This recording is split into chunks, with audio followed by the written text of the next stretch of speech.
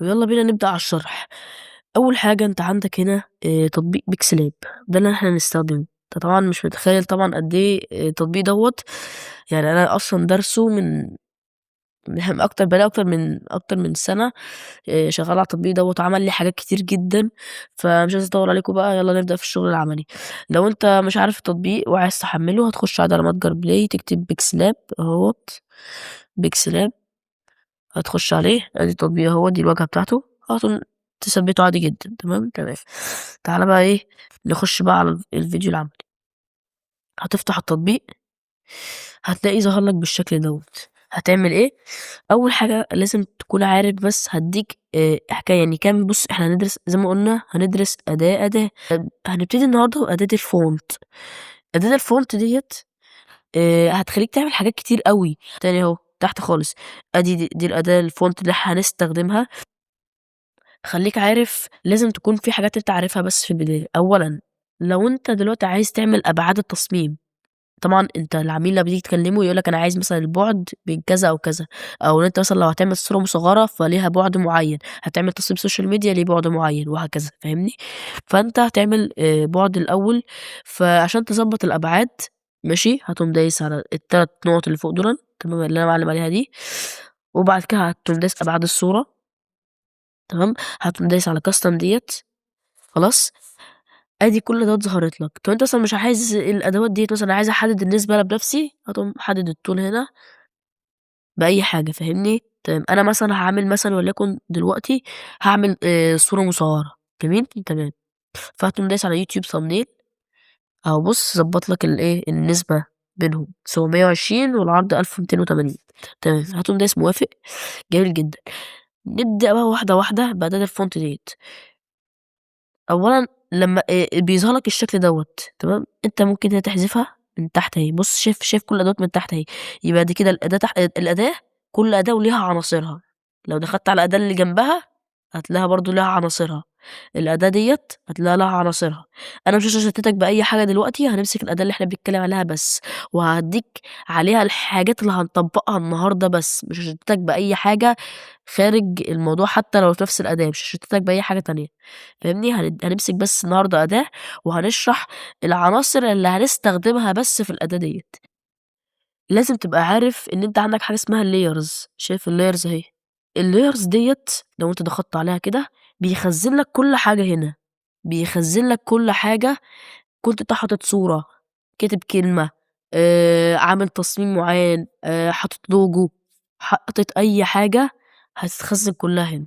تمام. وفي حاجات كتيرة أوي هنستخدمها، بس مش قلنا مش دلوقتي، أنا بس بفهمك عشان تبقى فاهم بس احنا بس شغالين ازاي. لكن برضو مش هشتتك الأداة دي بتعمل ايه بالظبط وهنستخدمها في ايه، عشان دي لسه قدام بإذن الله.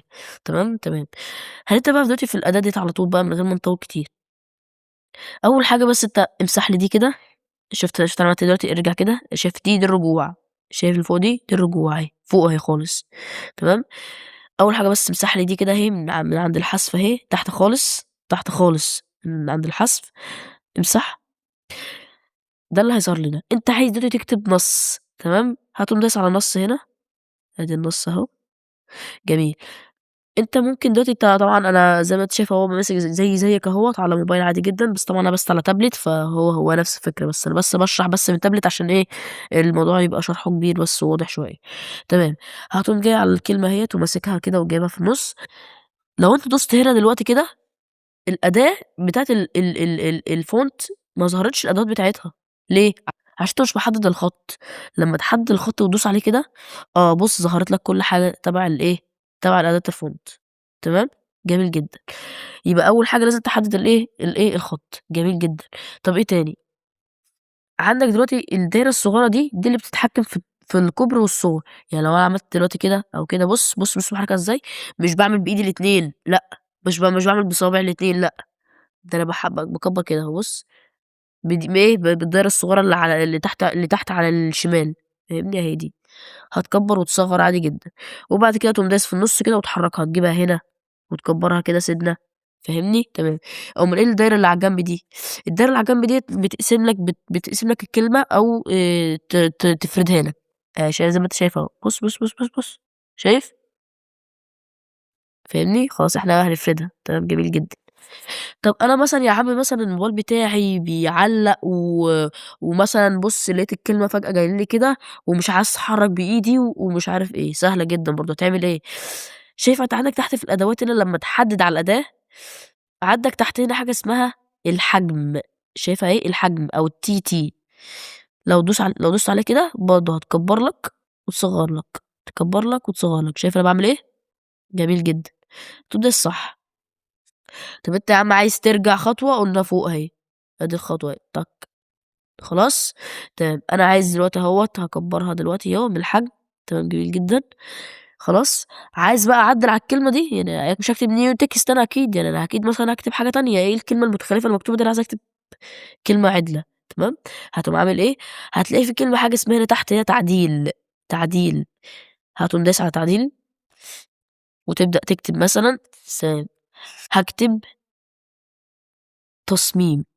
تمام، هاكتب كلمة واحدة أهو، تمام، ماشي، وتقوم دايس حسن أهي، شايف حسن فوق أهي، تقوم دايس حسن، جميل جدًا، هتقوم واخد مثلًا تاخده على جنب كده، تمام، وبعدين هتقوم جاي بقى دلوقتي فين بقى دلوقتي، أنا مثلًا مش عايز الخط ده، الخط ده مش عاجبني، أنا عايز خط تاني، هتقوم عامل إيه، هتيجي برضه من تحت كده أهو، هتلاقي في حاجة هنا بُص اسمها الخط أو عندك الAB تمام، هتقوم دايس عليها واختار الخط اللي أنت عاوزه، طبعًا الخطوط اللي أنا بارجحها لك اللي هي كويسة من وجهة نظري تمام، أنا عشان جربتها بنفسي، عندك هنا خط عربي التخينة ديّة تمام، وعندك برضه خط عربي ديّة وديّة، إحنا على حسب أنت يعني قدّامها في حاجات كتير هنستخدمها وهنجرب خطوط كتير أوي، بس أنا باقول لك دلوقتي بس إحنا هنمشي على إيه مثلًا أنا هاخد الخط ده خلاص، وتقوم قايل حسنًا، بُص كبر إزاي، لأ هاته كده وصغّره من هنا قُلنا، أو ممكن نصغّره من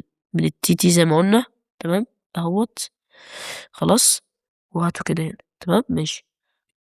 طب أنا عايز دلوقتي أحدد اللون بتاعه، هاعمل إيه مثلًا، عايز أحط له مش عايزه يبقى باللون الأبيض ده، عايز أعمل له لون، جميل جدًا، أدي الألوان تحت أهي بُص هتلاقي في لون أهي، لون، هتقوم دايس عليها وتقوم عامل اللون أنا هاخد مثلًا اللون الأزرق، جميل، جميل جدًا، أو مثلًا آخد اللون الأصفر، أي حاجة، جميل جدًا، تمام.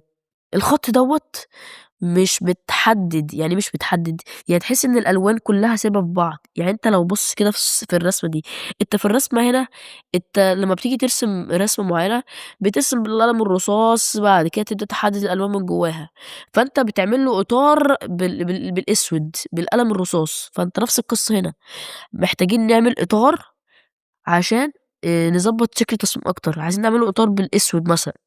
تمام، هو معمول بالأصفر، إحنا عايزين نعمله بالأسود، فاهمني؟ هتعمل له إزاي إطار من برّه، هتقوم جاي هنا بُص، امشي كده، امشي، امشي، امشي، هتلاقي هنا كلمة خط محيط، هتقوم دايس على خط محيط وتعمل له مفعّل، تمام؟ أهو بُص، شايف عملها لك إزاي؟ شايف حدد لك إزاي؟ طبعًا هو بيقول لك هنا أنت عايز تعمله بأنهي لون، يعني عايز تعمل الإطار ده بأنهي لون، عايز تعمله بالأبيض، بالأحمر، بالأزرق، حتى لو بالأصفر نفسه، أي لون يعجبك، بس أنا طبعًا إيه، هاختار الأسود، خلاص، تمام جميل جدًا، تمام، أنا أكيد مثلًا مش هاكتب تصميم بس، أنا هاكتب مثلًا حاجة تانية، هنعمل إيه، برضه نفس القصة، هتقولي طب وفين طب ما إحنا المفروض إحنا بندوس على الأداة بيظهر لنا نص، فين نص؟ ما فيش نص، يا حبيبي لأ، أنت دايس على أصلًا الكلمة، بُص أنت دايس أنت دايس هنا على الكلمة. أنت هنا بتدوس على الكلمة لأ، شيل إيدك اعمل كده عشان يظهر لك نص جديد، إنما أنت لمّا تدوس على الكلمة بيظهر لك كل عناصر الكلمة، فاهمني؟ تمام خلاص ماشي، أنا هاضيف نص جديد، بس ثواني كده تعالَ نضيف نص جديد خلاص، ونجيب دي كده، وقُلنا برضه لو لقيناها بترخم علينا هات الحجم بتاعها وكبّره سِنّة ودوس صح عشان تعرف تتحكم فيها شوية، وبعد كده تلاقي هنا تعديل، هتقوم دايس تعديل وتقوم كاتب هنا مثلًا الجرافيك.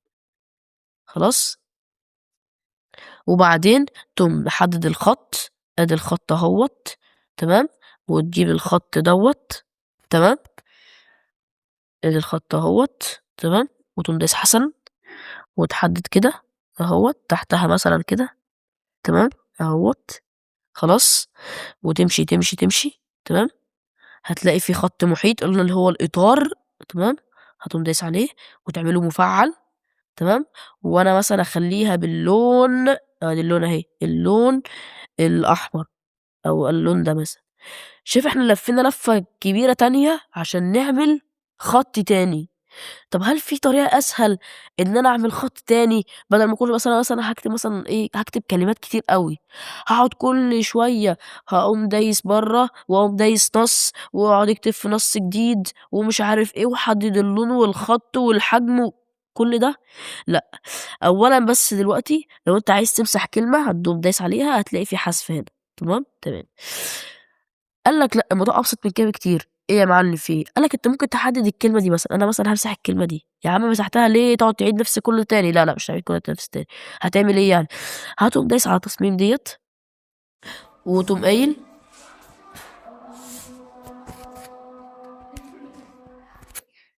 طب إيه الحل إيه حل المشكلة ديّة عشان أعرف إن أنا بُص، أنا سايب كل حاجة في الفيديو حرفيًا علشان لمّا تيجي تقابلك مشكلة تعرف تحلّها، تمام، إيه المشكلة؟ أنا بابقى قاصدها عشان لمّا تيجي تقابلك مشكلة تعرف تحلّها. طب إيه حلّها طيب؟ سهلة جدًا، مش إحنا اتفقنا إن الأداة الجميلة ديّة دي تبع الطبقات اللي اسمها الlayers أو الطبقات؟ لمّا تدوس عليها كده بُص ظهر لنا إيه، ظهر لنا الكلمة المتخزنة اللي إحنا مسمينها graphic أهيّة وظهر لنا التصميم. لو دوست على الجرافيك هيجيب لي جرافيك، لو دوست على التصميم هيجيب لي إيه، تصميم.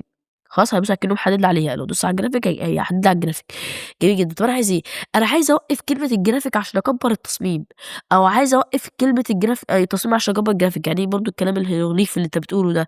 بُص، أنا دلوقتي لمّا أحب أكبّر دي ماشي، أنا مثلًا عشان باحددها دلوقتي، طب مثلًا لمّا أحب أكبّرها بُص اللي بيحصل معايا دي أنا عايز أوقّفها، أنا عايز أوقّفها مش عايز أحرّكها.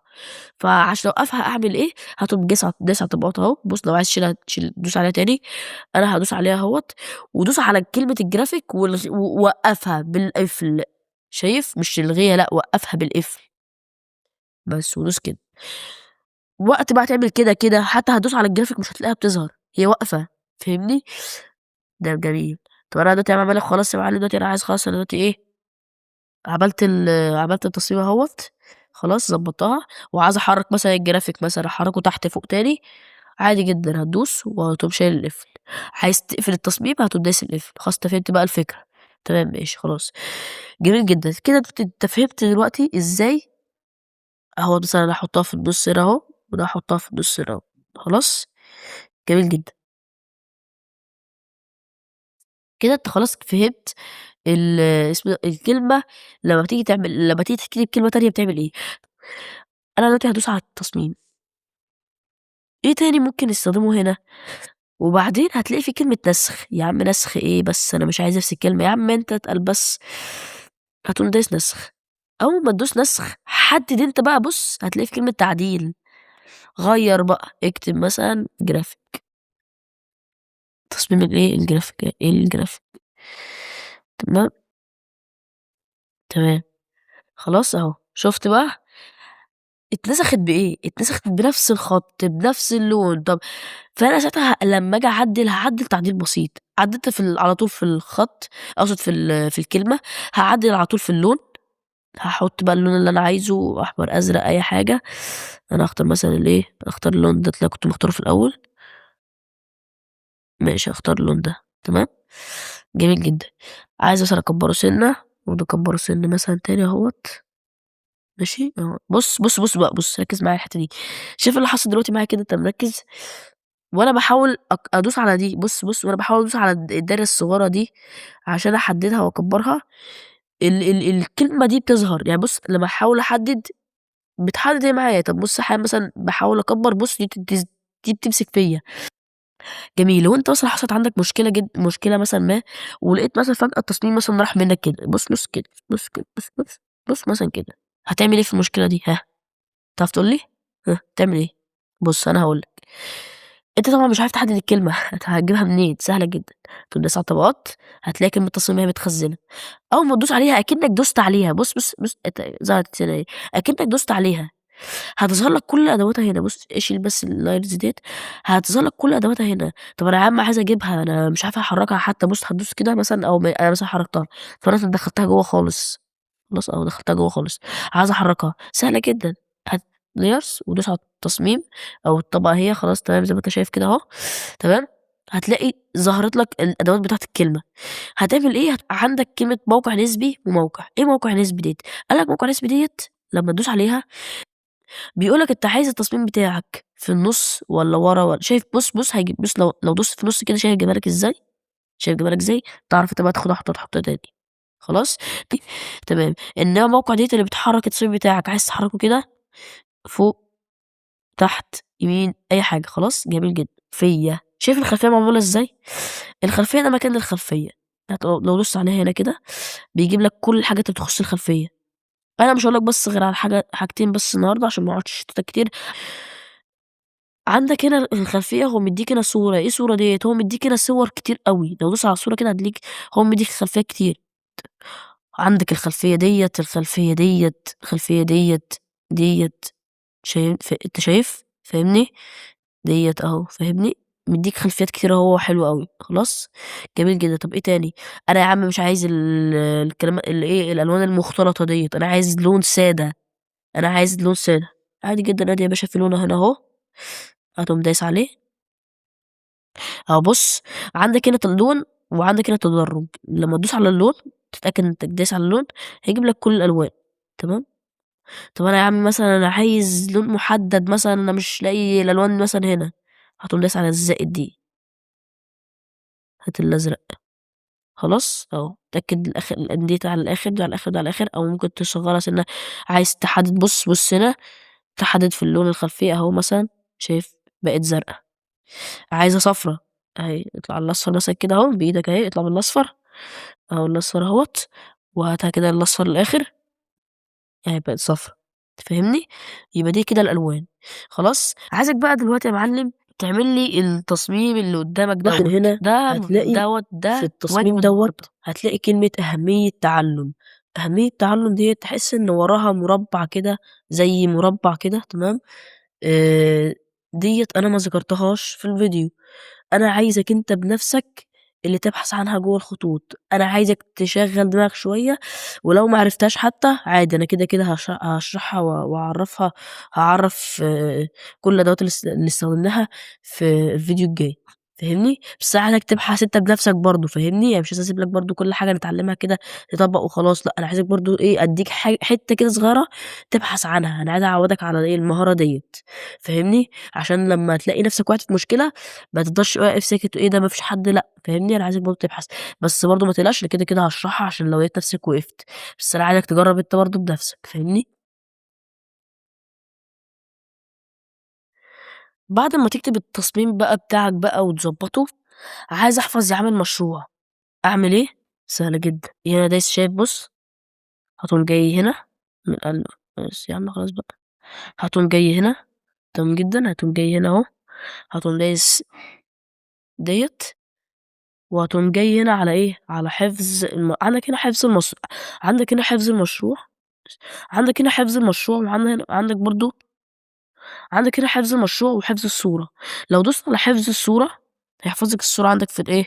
في المعرض عادي جدا. تمام. بيظهر عادي اعلان عادي. ممكن تشيله اهوت. تمام. طب انت مثلا لو عايز تحفظ ايه اما ايه حفظ المشروع ده؟ حفظ المشروع دوت ان انت ممكن تعدل عليه تاني. يعني ايه الكلام ده؟ انا مثلا هسمي المشروع دوت تجربة. تمام. تجربة. خلاص. وهتقوم عايز موافق. تمام ماشي. انا يا عم مثلا اهوت خلاص خلصت. طلعت مثلا بره. تمام. طلعت بره. عايز اخش على التطبيق تاني. هاعمل إيه؟ قال لك هل تريد استرجاع آخر حفظ تلقائي؟ تمام ماشي. هل بيظهر لك الرسالة دي كل مرة؟ لأ طبعًا. طب أنا مثلًا هاعمل إلغاء. إيه ده يا عم عملت إلغاء ليه يا عم؟ إحنا مش حفظنا المشروع وعايزين نجيبه. ما أنا هافهمك بس الأول. أنت مش عايز المشروع اللي أنت جبته؟ هتقوم دايس على ال3 نقط. هتلاقي هنا فتح ملف PIB. أمّا تدوس عليه هنا تمام. بُص ظهر لك هنا إيه؟ ظهره لك أهو تجربة. هتقوم دايس عليه أهو. بُص رجّع لك التصميم تاني. طبعًا أنا عندي. بُص لو دوست على ال3 نقط ودوست على فتح ملف PIP، أنا عندي طبعًا حاجات كتير أوي كنت عاملها قبل كده بالإيه، بالموبايل قُلت لك. خلاص. يا ريت في كل كلمة كنت باشرحها يا ريت تكون بتطبّق ورايا، علشان صدّقني بجد لو أنت